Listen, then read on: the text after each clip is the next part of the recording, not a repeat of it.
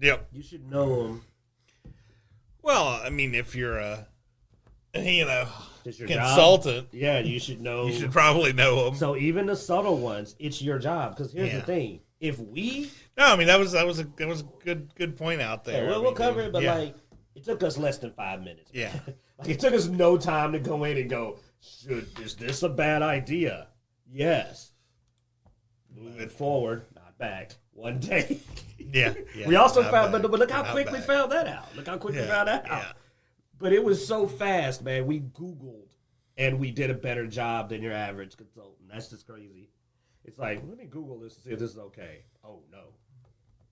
Nope, not there. Ah, here we go. There. Wow, easy. Here we go. Done. Boom. We should hire out our services. I know, man. I need to become a consultant. It pays really well, and apparently you need no talent, skill, or effort. I'd be a better consultant with just Google. Just me and Google, man, fixing games. Like, what does that word mean? And okay, does that mean something another like? Okay, yeah. All right. You know what? Never seen one of those with just one leg. Let me check. Oh, yep. Nope. None of that. And that is Zoro's katana. That is effing Zoro's katana. Yeah, I know that. Yeah, no. Oh man, I'm not really sure about that. You know what? We have a very culturally diverse. Let me go ask somebody who's from. Yeah, you know what I'm going to ask? Hey guys, how's this? Hell no. Okay, all take right, it out. thanks, They guys. said no. Let me check with the black people. Yo, we're going to do this with a character. You into this? No, you're not. Oh, okay. They're not into that. How do you feel about rap music in a samurai game? You don't have to call me that. Damn, man. I'm sorry. All right. No, that's stupid. They didn't like it when they did it with Denzel's trailer in Gladiator either. Yeah, that's dumb. Oh. All right, let's get started. Pull your mic forward. Yeah. Freaking Buster Rhymes, doing the Assassin's Creed theme. No, I'm sorry. White people love Snoop Dogg. Snoop Dogg doing the Assassin's Creed theme. If you saw the Game Awards, man, they were like, I'm just like, I grew up with gin and juice, man. What the hell has happened to the rap game? I get it, though. It's money. You got to make that money. I ain't going to knock my boy Snoop Lion. I ain't gonna knock my boy Snoop Lion, man. He got to make that cash. That was always DMX, man. DMX is still one of my... And I know it's a little controversy because, he was in this day and age, he wouldn't have. But, hey, man, I liked his music back in the day. I thought it was pretty good. But then I didn't know him for a while. But 50 Cent has re-earned me. Not his music, just the hell he raises. He just be clowning. Well, that was my thing. I always liked the heavier stuff. And to me, DMX was like the metal of rap, Oh, yeah. He had that really. Gonna give it to you. Gonna give it to you.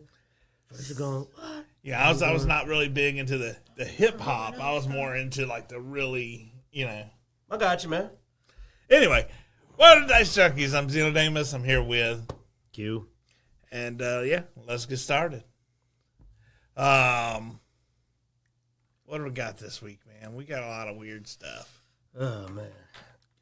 You're one of your favorite companies, Tencent, is getting a little heat from the U.S. government, man. Gonna go the way of TikTok, man. They're coming at them. I mean, Tencent has been trying to sneakily take over the gaming industry for a while. I've been pointing to it for a long time. We know that, man. I've been going like, yo, these people are in bed. They do seem to have their fingers in just about everything now. I mean, from Software to Epic Games to PlayStation to... I don't know about the Japanese military ties. If it is, I got to say, I've been watching them. I've been watching them like a hawk. I mean, that's I haven't seen them. That's what the U.S. is saying. I mean, I know. That's what I'm talking about. But I was talking about.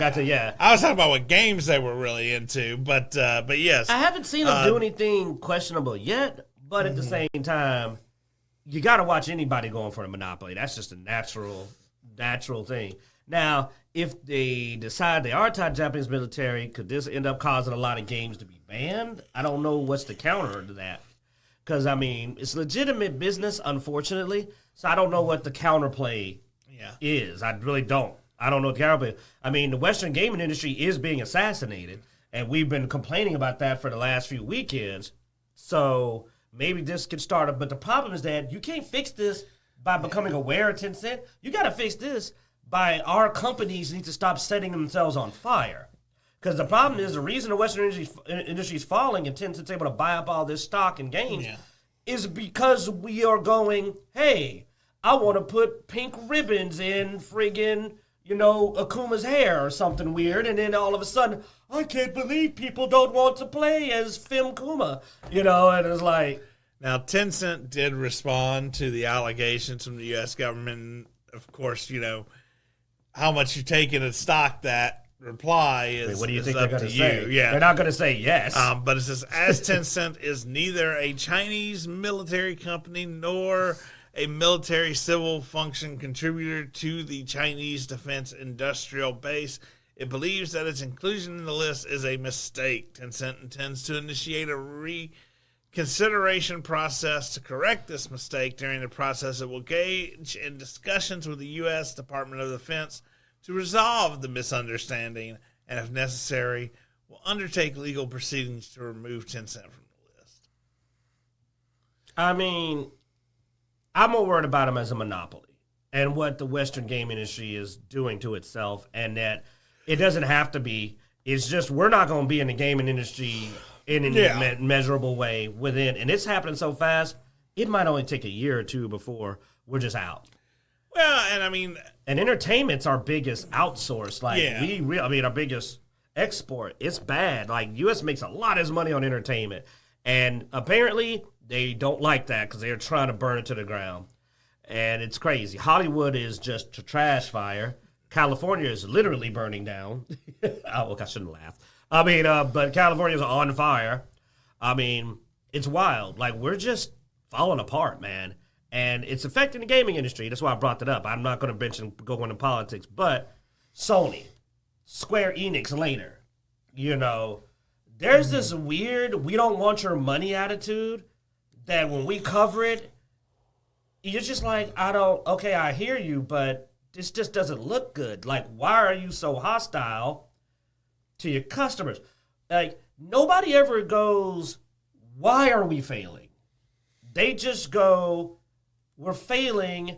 It must be the customers. Too soon? Okay, I'm sorry. Leah got me for talking about California being on fire. I don't know, because I didn't even find out about it till a year ago from somebody. And it's been on fire for a long time, so when does it stop being too soon? But there is a recent new fire, so that's happened like within the last week or so. Maybe a better selection of firefighters. Anyway, let's not start that conversation. And it's a tragic event, so probably. It is. And the worst part is that people are starting the fires now, man. It's gotten a weird trend where they're catching arsonists. And I'm like, my God, man, you're setting fire to a place on fire? What the hell? But I brought it up because, isn't Hollywood in California? Yeah. So I been doing a Hollywood's on fire, but yeah, too soon. I'll give you that. But the entertainment industry is ruining itself. It's really hard to stop. Wow. The entertainment industry is falling apart. That one okay? And it's intentional. That's the part that gets me. Like, Star Wars. Our boy Bloodaxe has still got a lot of things on his plate. More power to him. Much love, bro. And so I've got to step in on the Disney stuff. And the new show, Skeleton Crew, it's doing worse than Acolyte. Really? Yes. So, just what are you doing, man? You just had a Star Wars kids show from Disney do worse than, the power of one, the power of two, the power of many. How the heck did you do that? I mean, I don't even know. I'm just shocked. I'm actually really shocked because it doesn't seem to be that bad. No. That's what I was saying. Really, because I was like, Disney's rep, dude. I've actually heard good things about Skeleton Crew. Disney's rep's too bad, and they're talking about now they're going to try to do another Rey. They're trying to revive the Rey series, doing some Rey movies, and I'm like, somebody went to I was watching the covers of this. The Rey lightsaber is literally on clearance sale at Disney parks. Her lightsaber in particular. Oh, remember when they were giving away Rose Ticos, yes. Yes. But no, Rey in particular. You want to make a series about a character whose lightsaber is on clearance. Like, anybody could walk into a store and go, which of these characters should I make a show about? And there's huge Darth Vaders and Top Cell and lightsabers and Luke and all that. And then you see 60% off Rey lightsabers. That's my winner. It's like they're trying. I mean, maybe it is their winner. Maybe it's their winner because they're like, man, we got to overstock of these. We got to try to make this character more out there, so we can take this off the 60% clearance sale and try to make some money off of it. You've seen the movies. Yeah, I know. I'm trying to. No, I'm just saying. Like, I'm not. Okay. Trying to add a little. I'm sorry, Ms. Ridley, Daisy Ridley. You're a lovely young lady, I'm sure, but I didn't see the chops to pull that off. Yeah, she's a great actress, I'm sure. But to pull a huge turnaround, I don't see it. I don't see her getting on screen and showing me something so dynamically different from what I already saw that I become a fan. Well, and I mean, and that is the thing, like you said. I mean, the fans are out there. You know who the fans are buying the merchandise. Listen to the fans, like you said. Not enough companies listen to the fans, but we do actually have a company that does seem to be listening to the gamer base, and that is the developers of Lords of the Fallen. Man, I like the Lords of the Fallen. I actually played it with Bloodaxe, and I enjoyed it quite a bit. I mean, this is a turnaround. I have not, I've seen there's game companies that are not getting into the social or political, agenda sphere. But there's not many that have come out and said it, Flynn was saying that I want to just cover this because he's with us today, that they need better scripts. Well, that's what I was trying to say is that better scripts, but the problem is I don't think Ms. Ridley can pull off badass. She's a good actress. I really believe she's probably got her roles. But to revive Daisy Ridley, Rey Palpatine, you would need to quite literally reinvent her like as a badass, like a genuine badass. And I saw their first attempt at that, and I don't know if she could pull that off. Yeah. I mean, not like maybe a Gina Carano. No, I'm not saying this for favoritism. I'm just saying. Gina Carano seemed like you didn't want to F with her in Mandalorian. She pulled it off. And I've seen a lot of female actresses that are like, heck, man, even in The Defenders, Sigourney Weaver, at her age, still had me thinking, Danny Rand about to get his ass kicked. Remember when he walked in the office? Sigourney Weaver still got it, man. She can look at you and be like, oh, you just going to walk in my office? I'm about to... there are actresses that can pull off this strong role. I mean, heck, Angelina Jolie as Lara Croft, I think the main reason that worked is not just because she's beautiful. Angelina Jolie has pulled off badass action heroine in many movies and did a good job. I loved her. Even Maleficent, she managed to be that, like when she needed to, menacing. She can pull it off. Similarly, Gal Gadot, I think, does a good job when she needs to of, managing to appear like you're thinking, okay, yeah, I think she might actually be able to kick some ass. Daisy just can't sell it in her current incarnation. She would need to greatly change her approach and maybe even her appearance. Maybe work out a bit, get some shoulders on her to really make you start to go like, and I know that's weird because she's a Jedi and you think you don't need that, but no, you either need gravitas or physical presence. I didn't see the gravitas. She doesn't have the physical presence, so I don't think she can pull off the badass. I don't think that she's going to sell, that. Thus, she won't be an action hero. An action hero has to be able to have that presence. It's needed. So you want to sell the lightsabers, you need to pull it off. I mean, there you go. I mean, that's the basics of it. You got to be able to pull it off. And for some reason, Star Wars does not grab characters. That's what was wrong with Acolyte. I'm supposed to believe that she's running around killing these Jedi, and I'm looking at her going like, I honestly believe I could throw a shoe at you and knock you out. Like, you just don't have any intimidation. Steinberg did not. Amanda Steinberg was not intimidating on any level. Her attempts to be intimidating were literally funny. And I'm not being mean, I'm being real. Like, you need to be able to pull it off. In fact, a perfect example, what's the name of the actress? Trinity. What's her the actual actress name? I keep calling her Trinity because that's what I know her as. Yeah. She was intimidating. Like, she was badass as hell. So here's a real example in show. Trinity, Carrie-Ann Moss. Carrie-Ann Moss is like, what, 60-something? 57? 57. 57 years old. And her first scene was incredible. Carrie-Ann Moss is a badass. And I mean, boom, boom, boom. I was sitting up here going like, I think the show's going in right now because Carrie-Ann about to kill the bad guy, episode 1. Carrie-Ann Moss sells it, baby. She sells it. That's the point. Like, you need to be able to sell it. That's all I'm saying. And I don't believe Daisy Ridley can sell the badass. But then she doesn't really do a good job of making you sympathetic to her. But that was writing, I believe. That was bad writing. I'll give that to her. But you got to have something to come off as a badass. It's just the truth. You got to.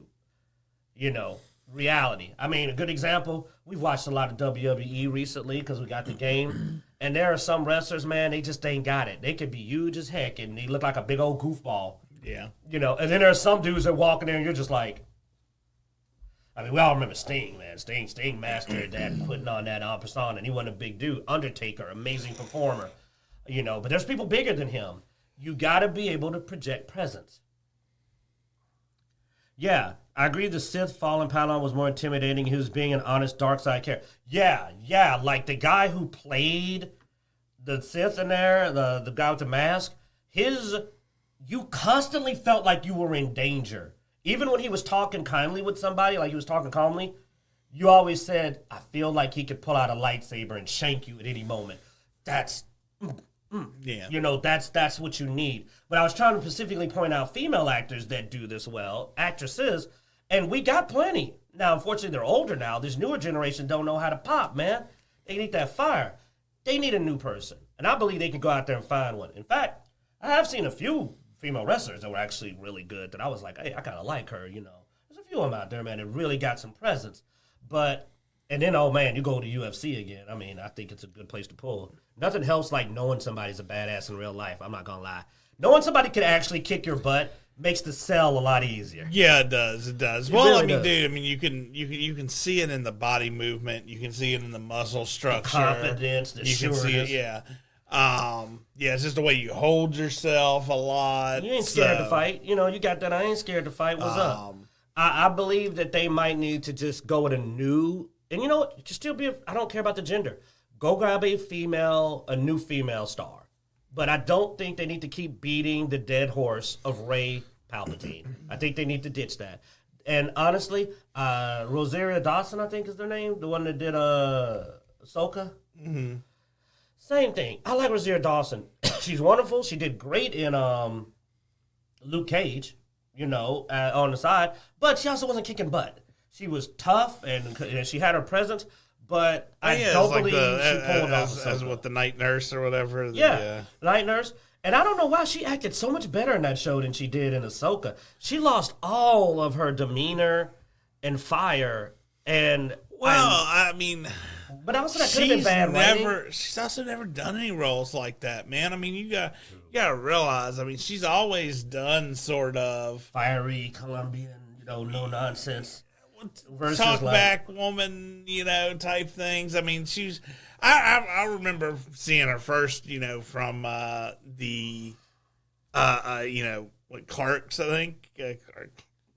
She was in one of the Clerks movies, Clerks 2, I think. Yes, Clerks 2. And she may have been in earlier ones. I can't remember. But anyway, so I always knew her from more of a comedy role. Well, I like her when she's fired up, too. I think that they wrote, but I'm going to put that on the writing. Well, she had that spicy sort of attitude, even in the comedy roles she's done. Yeah, but then they made her this really muted Ahsoka that's just like, and I'm like, yeah, that didn't gel. That didn't gel. I think they miscast her. I think they didn't help her, and they kind of screwed her over with the way they commanded her. I know that apparently Ahsoka was supposed to have calmed down because when Ahsoka was first introduced, she was very fiery. She was an extremely fiery character. Second season of Ahsoka is coming as well as Mandalorian. Hopefully they correct some issues. I remember young Ahsoka and when she was first introduced in the Clone Wars as being much closer to what I would have liked what I know Rosario Dawson does a good job as, which is why it was weird that they decided to go with a much more monk-like older Ahsoka, and then they chose an actress who's more dynamic. And I'm like, that didn't even gel. So they can't even cast right or write the right story. And this is why it's a trash fire. But back on the original point, the industry's destroying itself. And the Lords of the Fallen, when we were originally talking about, director, he was asked about how do you feel about DEI? Because they literally confront. People are ambushing these companies now because they know it's going out. They know it's irrelevant. It's becoming irrelevant. And he said, no, I'm not doing that. No DEI. We're just going to make our games. Oh, we're back on topic again? Yeah. Oh, okay, cool. I'll join the conversation again. Back on... Sorry, I lost complete interest with Star Wars, man. I'm sorry. That's everybody. That's the problem. So Lords of the Fallen. Yeah, Lords of the Fallen, developer promises they will not be integrating any social or political agendas into their games. Like I said, I appreciate that game companies willing to come out there, say it, and because I'm tired, and I mean even it's one of the things that I'm gonna probably talk about more with another topic we have coming up about them saying that larger games have gotten unpopular, but no, I think we're just tired of getting things shoved down our intake that we don't want or don't care about. We're losing the escapism, I think, of video games by the trying to make a point. Just tell a good story. Representation of things that aren't even a real issue. Yeah, I'm just gonna say it. Aren't even a real issue in modern life. As in, you will probably go your entire life not running into most of what's in DEI because it's rare, it's very specific, and it's a very small group of people half the time. So you're constantly, but they over-represent it. Like, for example, Dragon Age Veilguard, where it was like constantly present and everybody knew 8 or 9 people with this very specific lifestyle representation that in reality, if you don't live in Los Angeles, you probably met 1 or no people that fall into that group. So it becomes even unrealistically over in your face instead of a side story that, like, Grand Theft Auto used to do it well. Well, when they weren't mocking it, but like in that you go over here, you're probably going to run into a quest, run into a little bit of this, a little bit of that. But it was out of 1,000 different things going on in the game, which is more accurate. Instead of it being just every character's gay, every character's an alternate identity, every character in your party is also an alternate identity, everyone you meet is also an alternate identity. You're just like, that's a lot. And it doesn't reflect anything I know. And then you just kind of get disassociated. You disassociate from the game as it becomes more relevant to you. I mean, here's the thing, dude. I mean, honestly, like with the casting, we probably never would have paid it attention if they would have just subtly done it. Yeah. I mean, it was the fact that they wanted, good example. If you look back in science, sci-fi, and fiction, it always had a social bend to it. Well, the future was meant to be better. Yeah, there was always some social bend. There was always some message, usually in old, but it wasn't in your face. It was, oh, look at this world where there's no racism, or look at this world, but that was the background, and they didn't constantly go, look. Remember the Fifth Element? The Fifth Element had all kind of people in it. Yeah. Interesting situations, and Ruby Ray, they had Chris Tucker playing. And nobody made a big deal out of his character. Nobody made a big deal out of the racial mixture. It was just there. Because you'd imagine that in the future, that inclusion would be natural. The inclusion would just and be a part of our natural process to where nobody really gives a darn anymore because they're like, look, dude, yeah, whatever. That person's wearing whatever. Who cares? Like, have a great day. You. I don't know, because I almost used a pronoun. I had no idea which one to throw out. That would be it. But they create this very unnatural. And then, because here's an example. Why did not the Velgar go with the example of, you got this character, you got this story, and everyone just treats it like it's normal? But they don't. Yeah. They make a big issue out of it. Well, that's the thing, dude. That's how society... They freak out over a misgendering. Yeah, but that's how society changes. You make things normal. But you do it by being normal about it. Yeah. You've got to be if you have to take it and put it into this big, long message or bubble and push it, shove it out there, then you're not making it normal. You're highlighting it. Before we jump on, I'll do a perfect recap of the whole campfire scene, the infamous do the push-ups. I don't want. No, don't. It takes a few seconds. No, I don't want to go over that crap again. It's fast. I promise. You know what it is? Just listen. Hey, blah, blah, blah, blah, blah. You fixate on some things, man. You're making it take longer than it would take to do. It is just, hey, blah, blah, blah. Oh, hey, I'm sorry. I said it wrong. They go, no problem. That's it. Normalize it. Just go, oh, my bad. It's cool. Well, that's what I'm saying. That's all it took was just to go, oh, hey, I said the wrong thing. And they just go, that's all right, man. Just, I'm cool.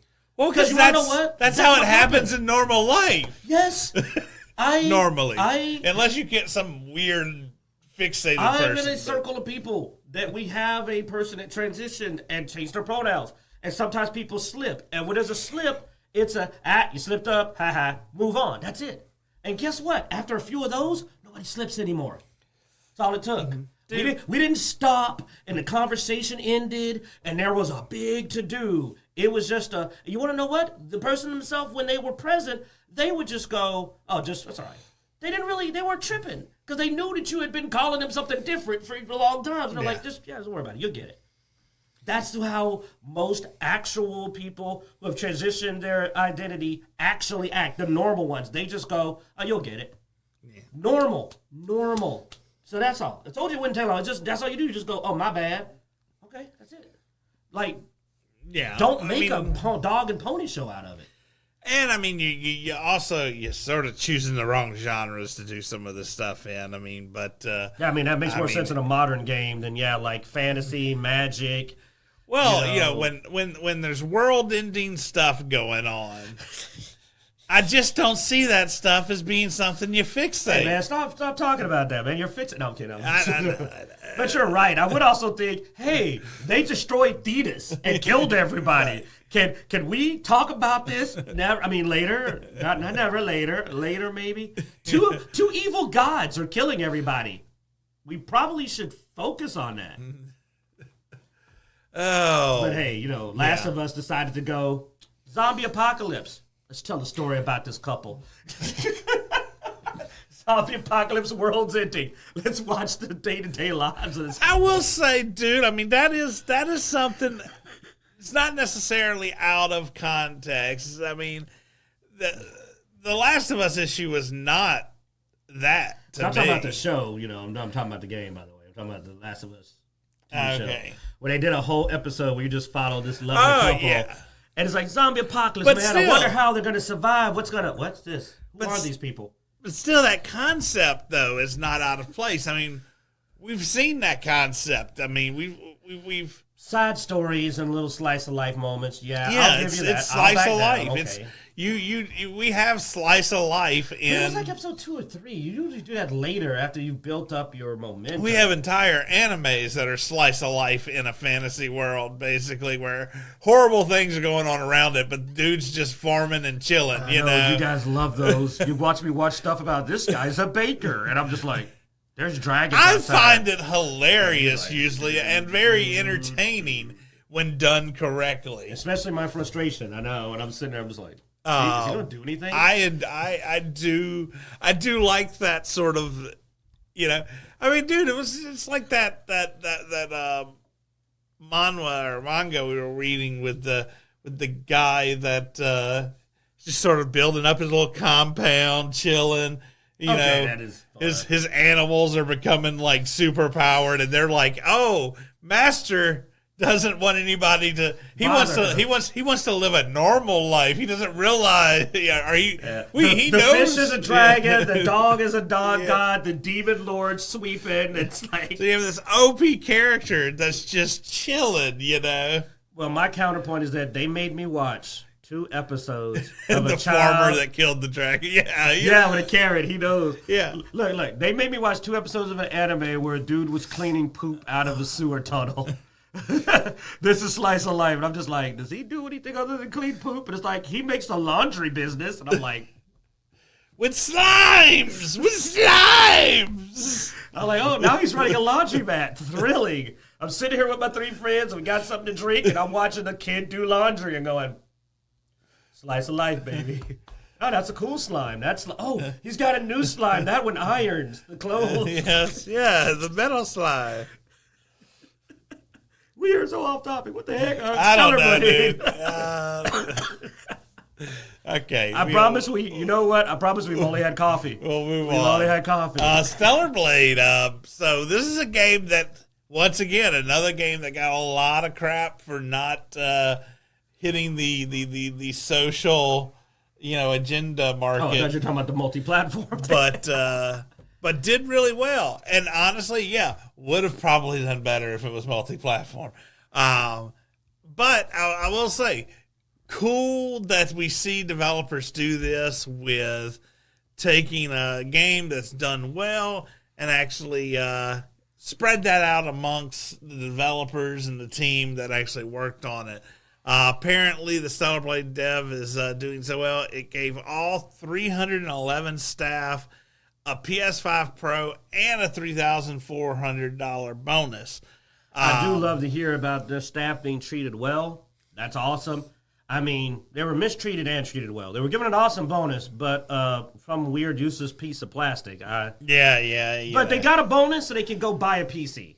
So they can go buy a PC with the 3. Hey, my boy can build you a good one for that. Like, he dude, can that's $3,400. Yeah. That's less than what I my super system, and I'm on Ultra, man. My game can run Stalker 2 and it doesn't crash. I mean, pretty much $3,000 will get you pretty almost top of the line. I mean, and you can play everything on it but Stellar Blade. But yeah. I thought that was pretty cool. Yeah, it's a good one, Flynn. A 4K bonus. You could sell that PS Pro. Yeah, you can make that around $4,000 probably. I mean, yeah, dude. A PS Pro costs like what? $700-800. So it's thanks to scalpers, I think you could probably get $700 for it. So, but I mean, he could be referencing the 4K bonus as being, PS5 supports the higher DPSs at 4. Or FPS is at 4K. I don't know. No, he means money. Don't do my boy like that.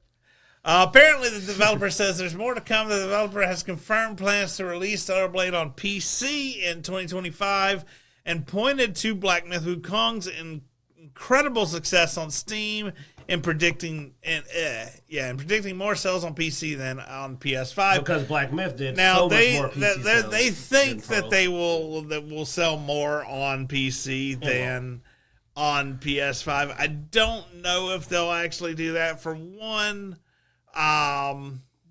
they'd probably do a better. I think Nier Automata was a game that came late to PC as well. So they should be comparing more to it than they are Black Myth, which day one. Well, here's my thing. It depends. If they throw together, you get all the DLC, including the Nier Automata DLC, for a nice price, it might. If they do that, they put a nice package together. But the thing is that PS exclusive is just poison, man. It's absolutely the poison for your sales. It kills a game, man. It's bad. It's really bad. It does not do any favors to a game. And because this happened, what was it? The first Final Fantasy remake didn't do well by the time it hit PC. You come late to PC, man, especially because we know that Sony games, including companies that are just being exclusive, they want full price when they hit PC. And PC people are not stupid. They're not going to pay full price for an old game. 9 times out of 10. They're going to look at you and go, this game that's been out for a year, you need to come on down. So yeah, I mean, here's the thing. I mean, you got the numbers. So Square Enix announced that Nier Automata had 19 million units sold. 9 million units sold worldwide, shipments, download, sales of the game. What's the split though? But I mean, the thing is if you look on Steam charts, I mean, the estimate amount 2 million on, 3 million. We'll say 3 million is going about the middle because it's very different. About 3 million on Steam. So that's even though. That means if you did 9 million total, yeah. I mean, actually, wait a minute. Yeah, go back to that. Let me see what all that was. But that's also over what? 6 years? No, but 7 years? Let's look at that. You said 9 million. What all was it out on? Steam, PlayStation 4, Xbox One, Nintendo Switch. That implies that they did sell the biggest share to Steam. If you assume the other ones are roughly even. Now they're not doubt even. They're even. I'm just doing a basic math, though. Your PlayStation 4 probably has the bulk of it. And you think Xbox One? Xbox One would have Xbox One and Steam are probably close, I would guess, and then Nintendo Switch probably the least. All right, I'm just doing an estimation based on base math. You got 4 platforms, and a third of them was on Steam. That's still good. That's probably still pretty solid. Yeah, but not compared to the Black Myth, going off on PC. But that's also that's 9 million over how many years?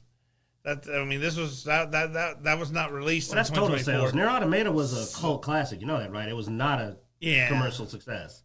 It was a cult classic.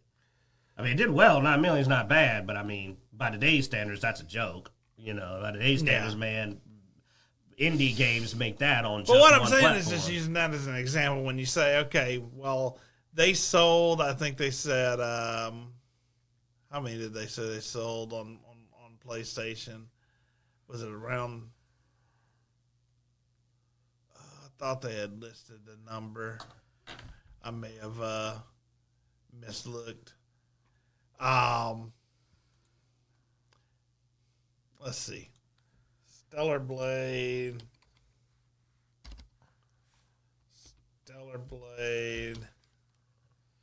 sales. Problem is getting proper numbers out of PlayStation ain't easy. Yeah. You know how they are. I'm looking at sold more than 1 million in 2 months. This is why other people do this stuff ahead of time. Yeah, no. That's all right, man. We're not that worried about it. We're basically saying that we don't think it's going to hit Black Myth. I agree. I don't think it's going to hit. Because I believe that the delay hurts your Steam sales, man.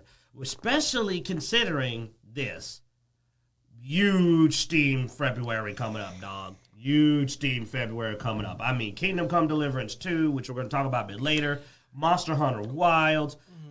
Huge Steam. And then that's just some of the 2025. There's a lot of other stuff. I just don't have exact dates. That's why we're not covering it. But I went through my wish list, and 2025 is going to be big for PC. Will you go buy a game that's already been out? Or will you buy something new? Well, and we also don't know what kind of deals Shift Up has with PlayStation. They may be forced to put the PlayStation login on the game. I am curious. Oh, that hurts bad on PC. Yeah, you gotta consider that. That's big. That's big. Square Enix has said they're going to quit doing so many exclusives. As a matter of fact, they said a lot lately. Their next game, their next project, codenamed Project Witches, is supposed to be multi-platform, but that's not even supposed to be in plans until 2027. So. My God, it takes all this just to get to their website. No wonder Square Enix is doing poorly. I will be interested to see how well Stellar Blade does on PC. I think it'll do all right. I think it'll make them money. Don't get me wrong. I'm not saying I don't think it'll make them money. It's not going to make them Black Myth Wukong numbers, though. And I don't. Well, obviously not that. And I don't think it's going to outsell the console. I think they were not trying to compare making Black Myth. They're trying to compare the amount of PC sales versus PlayStation. Yeah. They were hoping for, we're going to sell even more on PC. I say that I believe the time has passed, unless you do a good deal. Like if you go, hey, $50, all the DLC and costumes, all the dress up, then yeah, that's a good deal. That'll grab some people. If you try to do the normal Square Enix Sony thing, though, of full price, you're not going to sell that crap. Yeah, if you try to sell the game for $70 without any of the DLC, there's better options. I mean, let's be real. Better options are going to be out at that literal time to go play. So nobody's going to pay you full price. No, okay, let me say nobody. You're not going to do like Black Myth Wukong. Yeah. I mean, let's be real. No game sells crazy after it's not fresh anymore. That's just a natural degradation. I know. That to me is why the whole console exclusivity is sort of dumb. But it does seem like they are, Shift Up is learning from that and is going to try to maybe not do so much on the exclusive side. Yeah, dude. You know what? I'm not even that impressed. I don't think Nier Automata it definitely is a cult classic because it's too hard to find out its numbers. And when you're successful, you post your numbers. We know the numbers of all the big sellers. You know what I'm saying? We do, don't we? The games that were successful, we can go tell you where they sold, how many they sold, how much was digital. The less information you have, that's usually... Because, you wave your flag when you're winning. You know what I mean? You wave your flag when you're winning, but when you're like, we did all right. We did okay. How you do? 9 million total. Where? Don't worry about where. Just, we shipped in boxes 9 million copies out. How many of them sold? Look, 9 million left the warehouse. Oh. You're shaking your head, but I'm not wrong. I know. Like I said, I'm not wrong. I'm glad to see they were successful, though, especially after the crap they got from the DEI crowd on. I'm growing it out. I don't know if it's going to catch up with y'all boys, but I'm getting a little bit. I don't think I'm going to get all the way down here, though. But, I'm going to do the salt and pepper. We're beard guys. Y'all know that. But anyway, like I said, just wanted to go. It is cool that they made well. They did great toward their business. And the fact that they went out and actually gave back to their company, it's nice to see. It's rare to see in the game industry. Don't get me wrong, I'm not trying to hate on Stellar Blade. They also stuck with their thing when people said, yo, do this. They tried to censor a few costumes. Man, they got kicked back. They did like Sony. They did like Sonic, man. They went back and said, okay. Because one of the things I love, just a side note we talked about the Sonic movies, I love the way even now the director says the best thing that ever happened to us is that we got tore up. He actually said, the best thing ever happened to us is that we got our butts ripped on the internet. Look at that franchise. They're on the third one, and it's making money. Yeah. A video game movie is making money on the third movie. That's unheard of. Making money on your first movie is unheard of for a video game movie. And a lot of that was because of the controversy, though. The fact that they messed up attention. They messed up the first time, gave them a ton of attention. Fixed it. And then the fact that they said, all right, we're going to listen to the fans and we're going to go back and fix it. That gave them mad props from a lot of people who went to go see that movie just because they listened. I honestly, I ain't going to lie. I'm not a Sonic fan. I'm a Mario guy. I'm not a Sonic fan. But I did go to see the movie because of that. Dude. And then I enjoyed myself, and then my boys wanted to go see the second one, and we saw the second one. Dude, you remember, too, and I know it's been a while, but you remember at that same time, Disney, several of the producers and stuff for some Disney movies was like, oh, you never listen to the fans. That's a horrible idea. Man, did you hear Star Wars Skeleton Crew is doing worse than I know. Oh. Man, Pixar's been having a hard time until Inside Out 2, the only thing kept them afloat, man. They were dying there for a while. Speaking of listening to fans. Yep, it did. And people appreciate it. Yeah, they're listening to fans the wrong way. They're using them to screw up. They're like, what do you not want us to do? Oh. You thought we got you with the one-legged Tory gate. Check out what we're going to do next. The developer of Assassin's Creed Shadows has made another faux pas against the smaller one though. Smaller one against their Japanese targeted audience. So we've talked about this a lot, so I'm not going to go over the old news. But we did get a new release date for Assassin's Creed Shadows. They decided we're not doing this on Black History Month. Yeah, no, we're moving. We're doing March 20th. So they decided on March 20th, which sadly... Well, no, it's the equinox. It's the start of the spring equinox in Japan.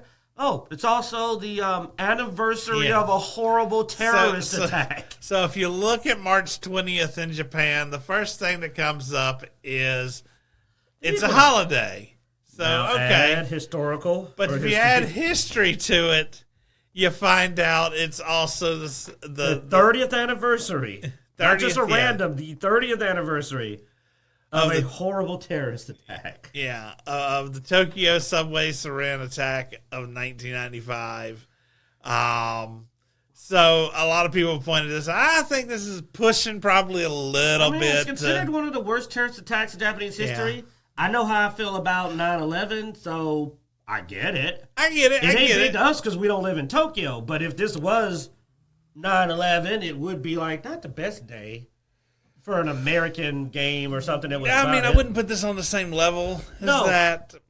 But, Torygate, I agree. But here's where we decided to talk about this. We didn't think it was worth really covering, except that I looked at him and said, "What about the 21st?" The one I picked is perfect. Yeah. And so I was like, I don't know. What about the 21st? The crowning of Antonio. Actually, something that's a little more closer to and not a bad thing. 1188. Yeah. Then he said, well, I would have tried the 19th. That did not go well. The Battle of Okinawa. But here's my thing. I pointed something out, and that's why we're talking about it. And that is, I said, isn't this what your consultants are supposed to be doing, though? Because the thing is, it took us less than 5 minutes. We Googled Japan, and then I literally looked at him and said, add history. I literally just said that, and he put in history, boom, boom, boom. And I'm like, okay. Well, I had already added history when you said it, but okay, excuse me. He added history fully on his own. I'm sorry. I did not even. Yeah. Anyway, I picked the 21st. You did. You picked the 19th. Now, no. But the point is that your consultant, like, I'm your consultant. But no, this was a good point. I'm your consultant. That I got to give you credit for. How the heck can a consultant fail at something we can do with one Google search, well, two Google searches? We literally searched the date, then we added history, boom. Immediately we would have said, switch the date to the 21st. We talk about DEI and all this stuff, and DEI by itself is not a bad thing. It's what it's become, that we have all these issues about it, because I believe in diversity and inclusion. It's not bad at all. There's nothing wrong with DEI as a concept at all. But if you have a DEI consultant... See, even Flynn said the consultant in marketing, though, should have known. Yes, exactly. Not knowing is not the problem. If you hired a DEI, these are the things that they should include. This is the type of stuff you should be paying them for. Your consultant is supposedly, according to Sweet Baby Inc., they're not there just to include this weird stuff. They're there to make sure that the content is acceptable for people. It doesn't offend anybody. But it's very clear it's not. They only have one agenda. Because I would think, dude, what did I tell you about the Torygate? I've played enough games and watched enough anime that while I literally did not know why you don't do a one-legged Torygate, but I knew you weren't supposed to. The word I used was taboo. I knew that the one-legged Torygate was taboo, even though I didn't know why. And I knew this as a casual consumer who's never been in Japan, doesn't speak Japanese, and just watches some stuff. I knew it was highly inappropriate for a one-legged Torygate. And it's really ridiculous that shouldn't one of the things you should be doing if you're making a game set in Japan is your consultant should be making sure you're not offensive to Japan? But these companies, these consultants don't care. They're just like, no, we're here for only one group and one group only. And that's the only group we care about. And it's like, then you're not a proper consultant. Yeah. You're a proper consultant. You should make sure you don't offend your fan base, your customers, and any locations. That used to be the first thing they checked to make sure you didn't get sued or anything. Hey, man, we're going to set this in Switzerland. All right, somebody go check and see what's normal in Switzerland so we don't do something offensive and have a character say or act in a way that's considered inappropriate. That's step one. But here, there's so many misdoings. The way the Takami mats are in the right place, the way people talk to each other is wrong. They had somebody writing from left to right. It's like just ridiculously no effort was put into it. Yeah, see, that's what my boy Flynn is saying. This is where DI should have been used to understand why it was a bad day. But they don't care about Japan, apparently. That's the problem. Consultants aren't consultants. They are agenda machines, and they have only one agenda, and it's aimed at the worst possible audience. Worst, not in that they're bad people or it's a bad target. Worst in that it's the smallest customer base. They go in there, and they try to engineer your game to appeal to the fewest people possible. And that's a weird consultant thing. Your goal is to not offend people and turn them away, not turn away all but a select group. I'm not going to go on a big rant. That's it. I'm done. That's all I'm going to say. That's not your goal. I will give them this. If you don't look specifically for Japan, but you just look at major events on March 20th, that bombing is not included, or that subway attack is not included. Well, I mean, compared to the first Nazi concentration camp, it's probably not going to make the list. Yeah. But here's the thing. But the game's based in Japan. That's where you should be checking the students. I agree. I'm just saying if you didn't look specifically at Japan, but because of the focus and them consistently saying they want to... also, no, all of this stuff is basically American and English history. I don't see anything from another country. The closest is the Nazi camp, and that still involves the world. Yeah, like, okay, one Dutch Indian company forms a monopoly, but it's not very diverse anyway. Well, this site's only really covering... Napoleon enters Paris. Napoleon enters Paris. Okay, but like I said... So, I mean... it's covering pretty big events. Yeah. And that's what I'm saying. As far as major events go... And it is hard to find a day that some horrific event has 21st. Not happened. I know. I agree. You pulled it. I literally said this. I mean, they should hire you. I'm already said that. I'm sorry, but it's just funny that I just randomly picked a date. Turns out cool stuff happened that day. Now what's some smart ass come back with? Actually, that's when the bubonic plague, and I'll be like, actually. If you look at historical events the Black Death happened on... Okay, they should hire me. The 20th. I need to be a consultant, apparently. I'm just like, wow. If we go to the 21st, let's see what the pops Black up. Death. The Black Death riots. So, I mean, that was... But that was a result of the 20th. Yeah. I'm going to claim. I'm going to keep my victory. But, yeah. Look at this great stuff, Bates. Oh, you see that? You see, go up one. You see, I'm telling you, man, 21st is a great day. Oh, I will say it is a lot more upbeat than the 20th. In general, see, well, that sucks. Yeah, but no, man, like the fact that relevant to the country, you should check that. But yes, yeah. And like I said, it's nothing compared to the Tory Gate, but it does show that the consultants aren't doing their job. Because here's even what we said. This faux pas is not existent for a game that's not controversial. But when you have a long series of insults to Japanese culture, yeah, you do have to be this particular. Because this is strike, what, 5?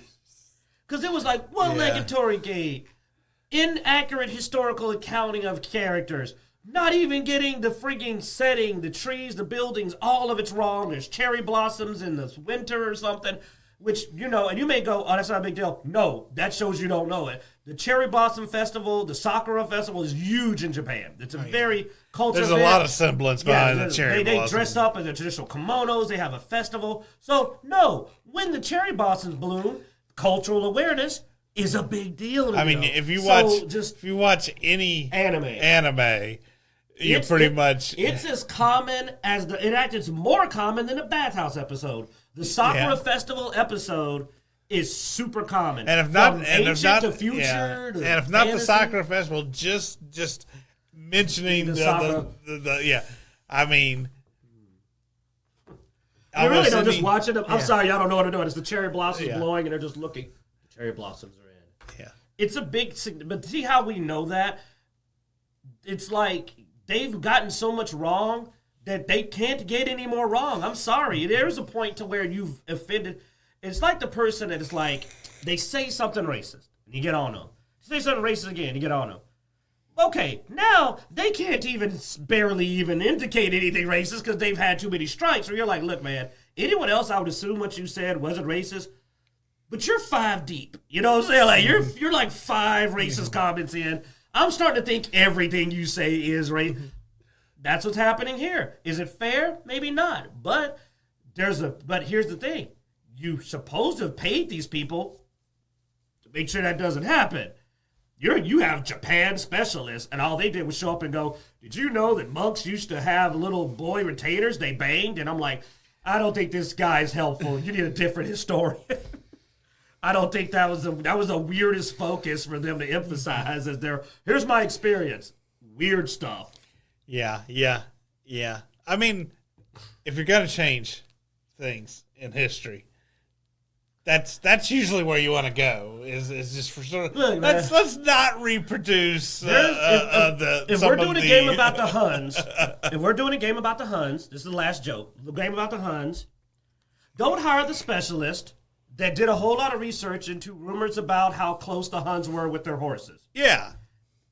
That's not, by the way, that's in some books. Yes. But that's probably not your guy that should go, we're going to let this guy lead our story about the Attila the Hun and his men. Maybe you tell that guy, that's just over there. His military accomplishments. Yeah. Yes. We wanted you to help us with this game. They chose like the weirdest person that just found out a really weird fact and went, that's our person. I was going to say guy. And if anything, then you just slip in that if you know moment of them brushing the horse or something, you know. And somebody walks by and goes, get a girlfriend. And then walks off. Like, that's how you throw a little historical note for the. But yeah, don't be like, I'll be leading with that. Oh. What the hell are we talking about? Well, speaking of history. I can't breathe. It's just I look up and go like, I don't even know what I'm talking about anymore. So we talked about last week the devs being nervous as they release their baby out into the review sphere. Oh, am I allowed to do that? That isn't one of the banned. I have no idea. I don't even know what's not allowed. I don't care. Thumbs up. I don't care what you think it means. But a lot of reviews have come out. We watched several, and this is sort of good. I don't even like historical pieces like this, man, but I'm really like looking at Kingdom Come Deliverance 2 and going, it looks really good, guys, and it's getting some amazing reviews. Yeah. So apparently if you played Kingdom Come Deliverance, the original, they basically said it's everything that Kingdom Come Deliverance was refined and done better. So, I mean, they said the combat's, it's still the same combat, but it's refined. It's done a little better. You know, the alchemy, it's still the same alchemy. It's refined. It's done a little better. The only negative I heard in comparison was somebody mentioned the lock picking. They don't know if it's really better or worse. They were like, I'm not sure. I'm a fine, upstanding citizen who uses poison. I was a horrible monster of an alchemist. But yeah, so I was like, okay. I mean, for that to be your one negative is just like, well, they've changed it to make this where it's less. And it sounded like it was a tweak they did to the lock picking to make it easier for people with a controller. And I'm like, okay, you know. Oh, I mean, that's good. Yeah. I've had to suffer through so many lock picking engines. It didn't affect me in the first game, but that's because. You know, there's one lockpicking in. Nobody's even changed it in years. It's been the Skyrim, I'd call it the Morrowind lockpicking for years. It's the same thing, and it's always been a little tweaky. But well, they have a round system, so it's on a controller though. Let's put it like this: on a controller, it breaks down to the same thing. It doesn't. Maybe on a mouse and that you're doing more, but we're hold the stick that way and roll this. That's always been it. You're rolling the stick. You're on the thumbsticks. You're rolling on. I got you. Yeah, control wise. Yeah, it's always just the 2 thumbsticks. Yeah. The quest though looks so immersive. I just love the fact that they react when you're walking around. The dialogue options. Yeah, the level of reactions. Now, I mean, if you play, it sounds like if you play a more roguish person, there's definitely going to be more consequences than there was in the first one. You can get hung if you go too far. You can get hung, canings, but also just the memory of people. Like if you go and you steal something from somebody's house and you come back a few days later wearing that item. I like the fact that they'll recognize the item if you have it on. If you're dumb enough to be wearing the armor and walk by the guy, he's like, "Hi, that's mine." I thought that was awesome. Yeah. That people would actually recognize like the thing you stole if you're dumb enough. Now, if you wait long enough, they do forget, but it's longer than it was in the first one, from what I've heard. I even like the standing. Like if you've gotten a very high position in standing, you can look at someone, and if there's a situation where you haven't gone too far, you could go, "Well, surely we can work this out." I guess and the person will go, being on your good side is useful. I'm going to get a favor from you later. That level of interaction is what I wish I could have got in Cyberpunk. Like when I first was looking at Cyberpunk, I thought that like keeping myself clean, my outfit, how I ate, all of this was going to be an in-game factor. I really did. I really was hoping for the level of immersion I got in Kingdom Come Deliverance, the first game, in Cyberpunk. I didn't get it. And I'm not a big history buff, at least not this particular era in particular. I prefer other cultures a little more than England and Bohemian. So the game's just great for that. And it makes us, let's just admit it, we were just going, man, if only it was a fantasy game. I will say, man, we got excited watching this and going, "Oh man, this is really cool. The quest system's really cool," because like it's gonna have some of that replayability that like you see in other games. Because choices that you would make. Let me finish my sentence. Sorry, because apparently some of the quests, things are just happening while you're playing the game. So if you don't happen to come to a town and a tavern at a certain time, you may miss an event. But the aftermath may already be dead. You're looking for from that one quest. But the aftermath of the event may have already happened. So I mean, like one guy mentions, he had played and he there was these soldiers at this tavern and they were starting crap with the villagers, so he mediated for them, and then he was playing from another save. And he didn't go there right away, and he did some other stuff, and he came back, and all the villagers, he saw the guards talking about these soldiers that escaped, and you go to the tavern, and all the villagers at the tavern that were originally are dead. And it's just a bunch of dead bodies. I gotta grind fast, Dad, because I'm a grinder. Yeah. And I'll look up and everyone will be dead. All the quests will be over. I'll be like, I was alchemy. I have predictions on how that may have happened. Because a lot of it is if you hear something and you don't act, that's when the timer starts. Kind of like Dragon Dogma 2. Yeah. The quest to save the kid from the cave doesn't trigger until you go to town and hear a kid's missing. Yeah. So I remember. And then if you don't act on that within a certain amount of time, it just goes ahead. So I literally leveled, and I kept avoiding it. And then at one point I had to go sell something in the town, and I saw the dude walking toward me, and I ran from him. And I was running from him, like, sells himself. He's coming. He's trying to tell me about his grandkid. And I ran because I had, second playthrough. And I'm like, run. I can't go to that cave because it's a hard quest if you're not ready. So I was like, because, like, dude, lots of wolves, you get dog piled. But the game, but to see how excited we are, February has great games coming. Yeah. We also watched a bit of. But as you were mentioning, we did get sad because we then thought, man, because we're a bit more fantasy buffs than we are history buffs. We like fantasy, and we kept seeing all these great elements in this game and going, why can't they make a fantasy game? I mean, maybe they will after this. I mean, honestly, they need to diversify. I like this system. Even the combat system. I like it. It's not bad. And then now that it looks like it's been tweaked, when I watch people fighting, I noticed that it didn't seem to be as much trouble in getting dogpiled and having the target issue. They kind of square off with you a little more. You can see the enemies coming a little better. Because I kept getting off screen. That was a real problem because I didn't have the free mouse where I could just sling around. You had to kind of like hit this and this to retarget. Yeah, and there was one button to swap between targets on the keyboard. You just tab between. And I needed to use my stick, which I also used to aim, also to switch. So it was funky if you didn't do it right. And of course, which enemy was going to attack you, you didn't always know if they were off screen. Looks like they've reined that in. Enemies seem to be like a little more intuitive that it's like, okay, I haven't turned around for a while. Now I need to turn. But they don't just all seem to dogpile. Combat looks smooth. The other weapons look fun. I would love to see them diversify into a fantasy game, other historical periods. I wouldn't mind seeing I really wish Cyberpunk had this level of just immersion, those immersive elements, those choices. There was a quest where that in this one quest line, the number of different ways that you could approach it was really apparent. Like, because who knows, did you remember when he first walked up and they said, have a drink with us? I wonder if he'd have had a drink and talked with them, would he have not gotten into that fight later? They may have said, you know what, man, you're okay.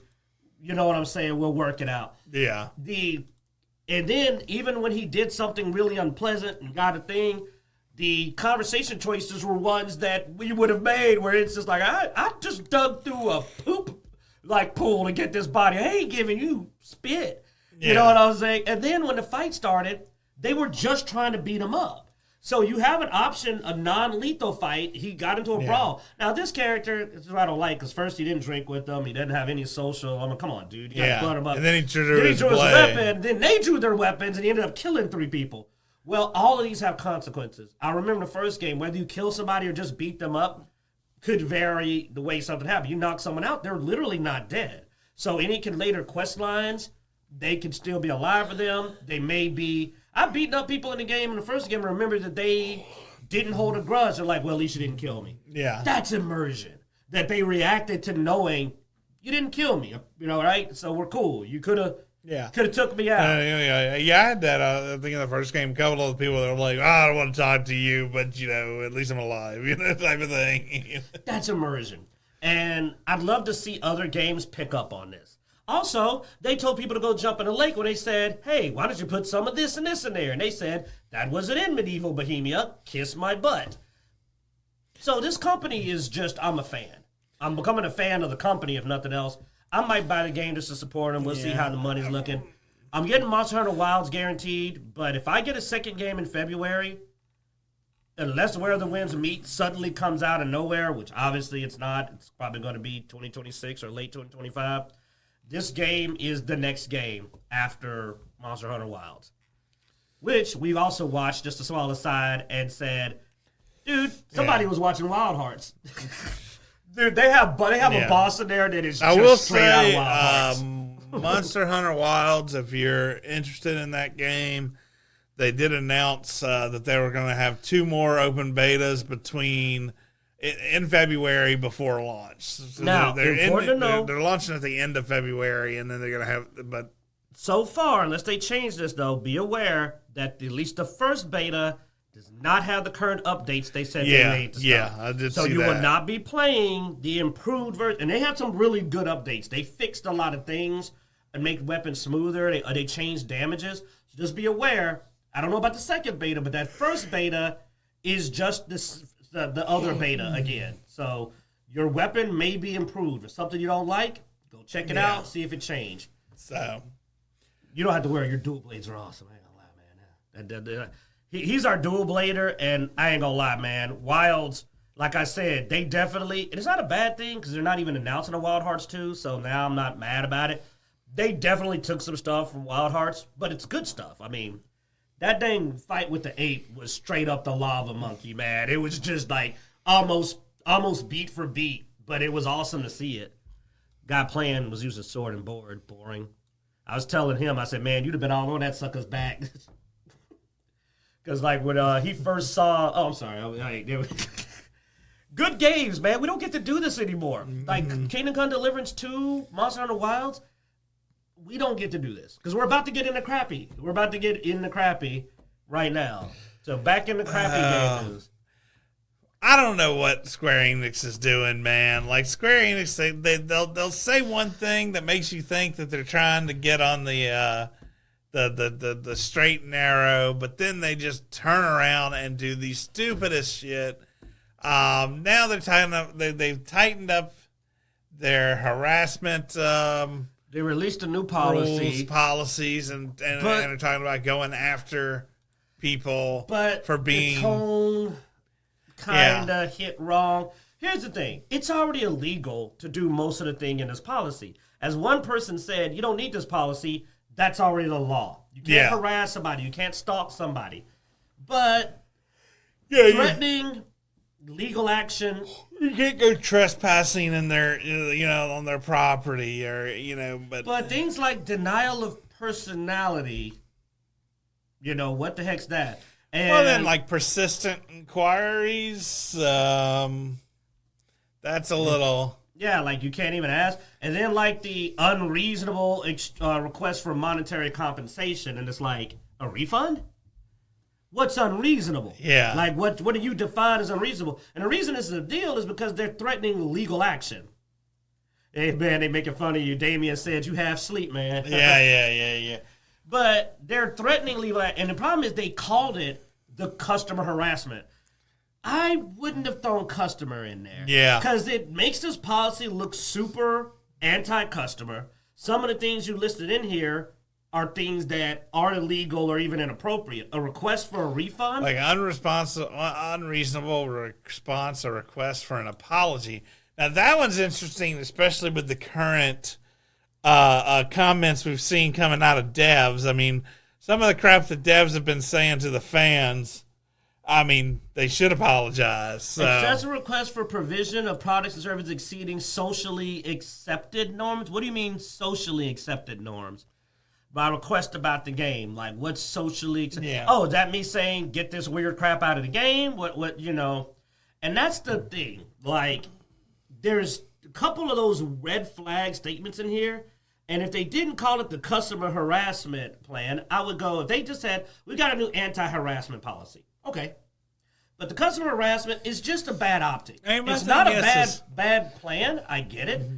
But it's bad optics because it's got a couple of those phrases in there. But also the thing is most of this stuff is going to be digital. So persistent inquiries, excessive request, unreasonable response. You can do the same thing that normal people do, and they block people when they bug them too much. They just block them. I mean, if it becomes unreasonable to try to have legal action against somebody, I mean. The fact that you're basically saying we're coming after you is like, well, you're just going to lose customers then. Yeah, it's weird.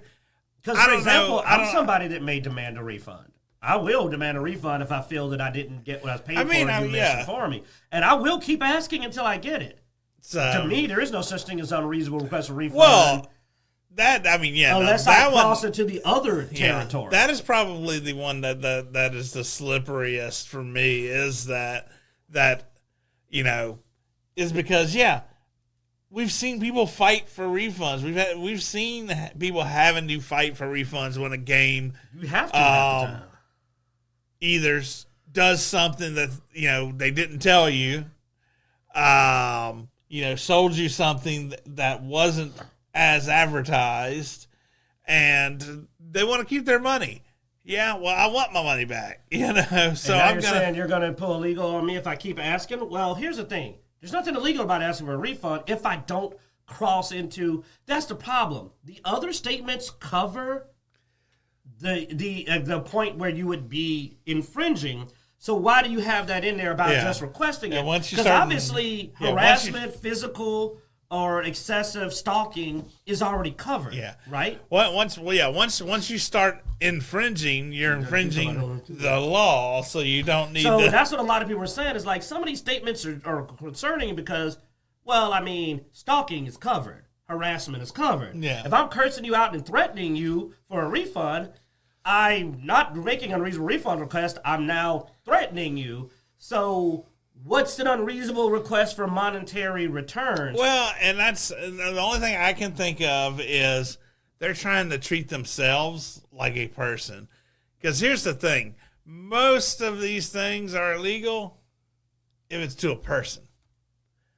When it comes to a business, if you're telling a business they owe you money and you keep telling them and you keep fighting for that money and you're making calls, you're telling people about it, there's not much legal action a business can take against you for that. Because, it's part of being a business. But if you target a specific person from that business, but it falls in the other request. And that's already covered by the law. So it's like, are you trying to basically turn your business into an entity? And let me put this spin on it.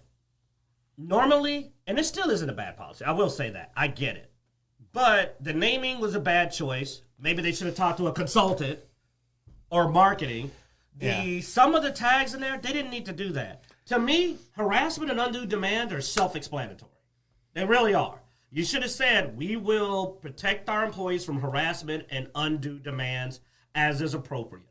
But when they started defining it, they slid in some of that language. But here's why this is the issue. Easy. I think Ubisoft, right? Is that Mass Effect, Ubisoft? No. EA is Ubisoft. EA, Mass Effect. What did we cover on this show? Them internal leaks that they're pulling stuff out they want to patch back in later because they know you don't want it in the game. In that case, you're going to do you're going to do the request for monetary returns. You're going to keep asking. You're going to do persistent inquiries about why did they do that. And it's appropriate because EA is planning to screw you over. That's their game plan for Mass Effect. Now, I will say most of this is null and void now that I'm looking at it. If you look at the bottom of this, the policy is a translation of our original Japanese policy based upon Japanese law. The policy is applicable globally in accordance with local laws and regulations. So once again, they just didn't need this thing at all. They just... Yeah, it's dumb. No, I said it's an optics. It's not an illegal statement. It's not even inappropriate to have a policy if harassment's been an issue. But for example, this apparently one of the things that triggered this was the Dawn something DLC for Final Fantasy 14. Well, guess what? I checked it out, and guess what? People hate it. That's why. They're getting harassed because they put it out and people don't like it. I was surprised. I thought that it was popular, but when I actually went to check it out, it's really unpopular. And the Final Fantasy 14 player base does not like it. They think it's terrible. When your reaction to we did a bad job, we put out something and it was not good and everybody thinks it's bad, is we're going to sue you and we're going to call the police on you if you keep complaining about it, bad business. You know what? Yeah, I don't want to bore my boy Damien, so I won't beat the dead horse. Bad business. That ain't the right response. Xbox Developer Direct kicks off 2025.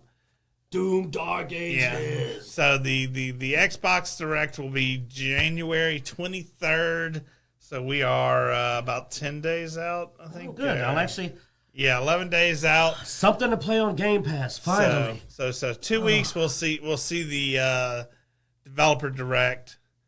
And there is supposedly a surprise. Oh, that's Developer Direct, not a release. Dang it. I got happy for no reason. Yeah, I was just going to ignore you. There's a surprise fourth game, and a lot of people are thinking it's going to be Elder Scrolls Oblivion remake. I'm ready to roll with Dagon again. What's up, Dagon? Me and you. I am curious if that's going to be true. And I mean, there's a lot of things. There's been several leaks that have pointed to a Oblivion remake or remaster. And they claim a redo, man. They claim that it's going to be in the UE5, Unreal Engine 5, which also makes me wonder a lot. That could save Bethesda, man. Honestly, Starfield proved that people are tired of their engine, man. I'm going to be honest. And Unreal Engine's pretty good. I mean, it's a good engine. Could be that breath of fresh air they need. I think you were saying that could change the whole game. No, and that's the thing. I mean, we talk about their engine, and I mean, depending on how well the Unreal Engine 5 can pull off Oblivion, if it pulls it off well, it may be time for Bethesda to hang up their engine, man. It may be time for them to just focus on making games and making a story and Starfield. You know Starfield did better than Unreal Engine. It does sci-fi pretty good. Yeah. Like it does. It does that pretty well. They got a lot of games under that. Get an Oblivion and a Morrowind remake out of it. Yeah, I'm down. You know? I mean, I don't know what else to do to say Bethesda, man. It's plus on top of that, development would speed up dramatically. Well, you realize that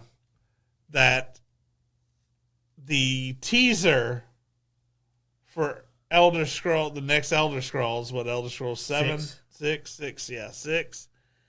The teaser for Elder Scrolls 6 is now the same age as Skyrim was when that teaser was announced. I thought you were going to say the teaser for it was in the Unreal Engine. No. I really was expecting he was going to say the teaser's in the Unreal Engine. I was going to go. So the Elder Scrolls 6 teaser was released in 2018. Yeah, 2018. 7 years ago. And Elder Scrolls 5. Yeah, Flynn, 7 years, man. Came out in 2011. Yeah, so 7 years from 2011 is 2018. And now it's been another 7 years. And they ain't even got a friggin' character model for that thing. Yeah. So, yeah, Skyrim was 7 years old when the next Elder Scrolls was teased, and now it's 14. So it has doubled its age since that teaser, and we have still seen nothing. Sky Oblivion is going to beat that game out, man. But yeah. So I am looking forward to the Xbox Developer Direct at the end of the month. See what we I want to see if they made South of Midnight look playable. Fallout 5 2035. If you're lucky. Mr. Damien, the master of Fallout, even though I'm pretty good myself, I love me some Fallout 4, but this guy's a legend. We may not be here. I mean, I may not have hands. Like I said, I don't know if I'm going to play it with the arthritis. Fallout 5, like you said, because they haven't even done Elder Scrolls 6. And so, now, here's the one thing that may make both me and Damien wrong. That Fallout TV show did get some big hype for Fallout. They may pull out the next Fallout before they even pull out Elder Scrolls 6. If they do that, dude, I'm kicking some ass. I'm sorry, they're going to chase it. Right now, that show has big hype. And I believe that they may go, we're going to put out another Fallout while the hype train is up. No. I think...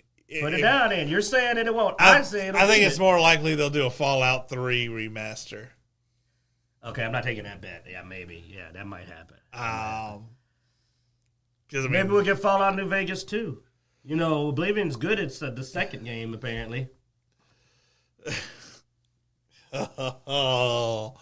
All right. Last thing. In fact, Avowed 2, Game of the Year. Not Avowed 1, but Avowed 2, Game of the Year. I mean, probably shouldn't be listening to anybody who's... Right. Yeah, probably shouldn't be listening to anybody who's a lead quest designer for Starfield. Anyway, after that game came out... I don't know if I'd advertise that. Former Starfield lead quest designer says, we're seeing a resurgence of short games because people are becoming fatigued with 100-hour monsters. I will agree with the first half and disagree with the second half. Well, there's a part of that I didn't notice last time. It says former. I think. Yeah. Fired is another word for former. Guy who did not succeed at the last thing he did on any level tells you what kind of games we should be making. I mean, here's my thing, dude. The reason why for one, we haven't really gotten a lot of 100-hour monsters. And the ones we got were total crap. Were they even 100 hours? The last few bad games weren't really 100 hours long. Yeah. See, Damien, no, we are fatigued with crap games. Yes. That's my point. I don't know, Starfield. Yeah. That's like them doing. We did an interview with the character designer for Dragon Age Veilguard to ask, people are just tired of this type of character. And it's like, we shouldn't be talking to you about this. Yeah.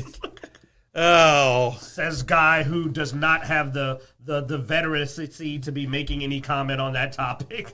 Yeah. I'd rather ask a random 15-year-old gamer what about games than that. I'm sorry, I know that's mean, but the assertion he's making is just a defense because Starfield is probably considered a 100-hour plus definitely. Game. And people are just tired of it. I'm like, no. Everybody was very excited for Starfield. What they got was crap. They even hit it on the head. Gamers are older now. We have kids' grades. I don't have time for games with 60 hours anymore. I agree with Flynn about my time, but if I can find a good 100-hour game so I don't have to buy 3 or 4, I'll get it in a minute. Because, saves money.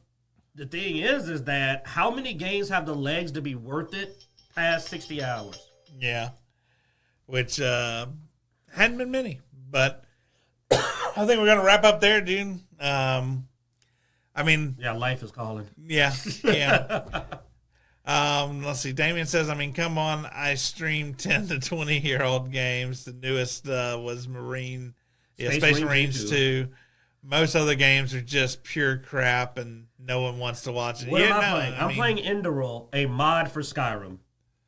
I'm literally. I wanted a game where I could play a mage first person. I went through all of Steam. I went around looking at the action RPGs available. I re-downloaded Skyrim and modded it to not be Skyrim, and that's what I'm playing. That tells you what we have available. I had the money. Have I not been bugging you for 2 weeks?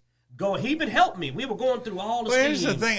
One of the reasons this is a bad argument, though, is, one of the longest games, well over 100 hours long, Baldur's Gate 3, super popular.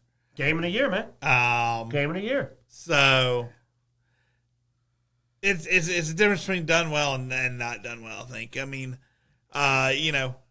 But right now we just haven't had a lot of good success with games. Path of Exile seems to be doing all right with Path of Exile 2.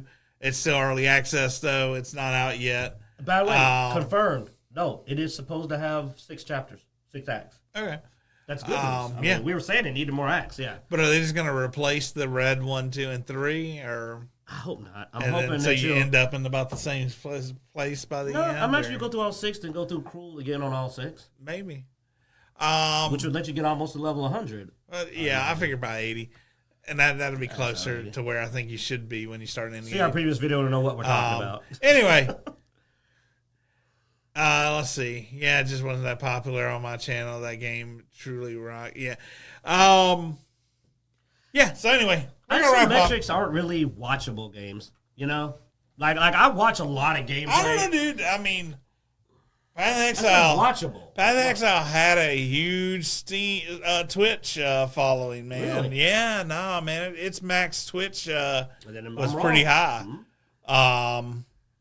I think it is a niche in that people who do those asymmetric games, that's what they do. And so if you're not doing that type of game, then people aren't probably tuning into you.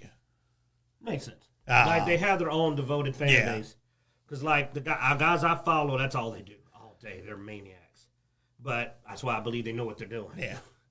All right, guys. Thanks for watching. Be sure to go to Dicejunkies.com where you can find links everywhere we are online. Twitter, Twitch, Instagram, Facebook, all that good stuff. Be sure to like, subscribe, and hit that notification bell on our YouTube channel. Thanks to the people that showed up in our chat room. Damien, be sure to check out his. He has a YouTube channel as well. What is it? Damien Fleece Gaming, or he changed the name on me recently, I think, or he changed the icon anyway. Worst plug ever. It's linked on the Dicejunkies YouTube page, so Search check Damien that out. Fleece. There's only one. Search the Damien. No. No the in front of that one. Anyway, guys, thanks for watching this every week. Reference, man. Yeah. Thank you for watching.